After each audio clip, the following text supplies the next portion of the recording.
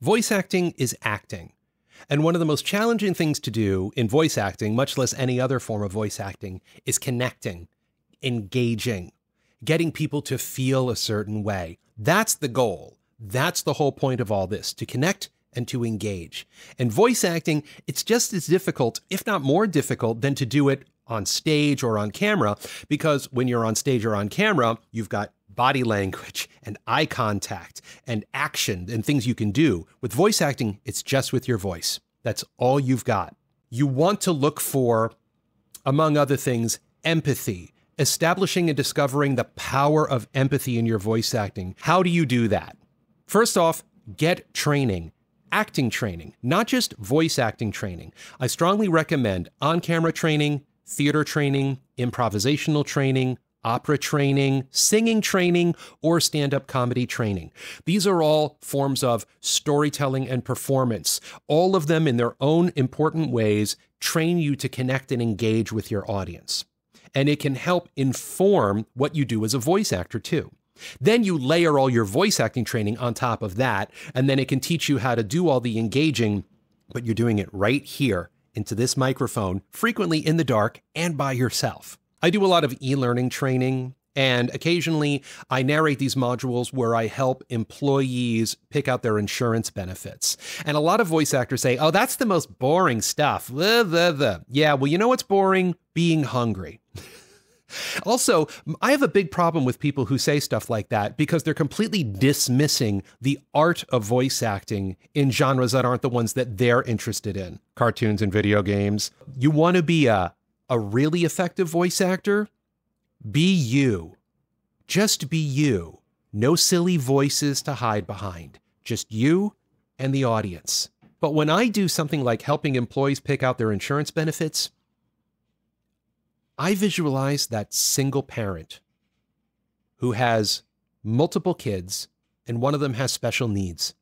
And that single parent is terrified. I mean, terrified of picking the wrong prescription plan for their children. That's who I'm talking to. That's who I'm trying to connect with.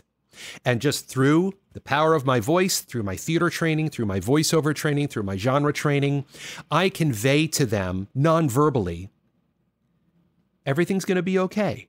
I'm here. I'm going to help you. We're going to do this together.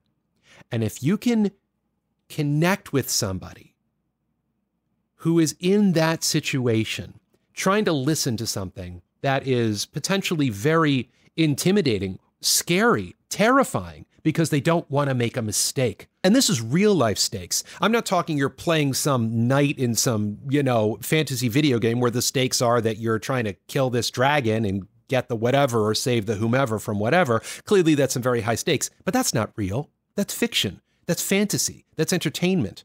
And to be able to, engage and do that is clearly its own challenge. But to be you, a real, vulnerable, human you, and trying to connect with a real, vulnerable, human person who you don't even know, who you've never met and never will meet, and connect with them. That's powerful. That's engaging. That can change lives. So the next time an audition comes your way, and it's for some e-learning or corporate or medical or industrial thing that doesn't really blow your hair back because you want to do cartoons or video games or something else, think about it when you look at that script. Who can you talk to?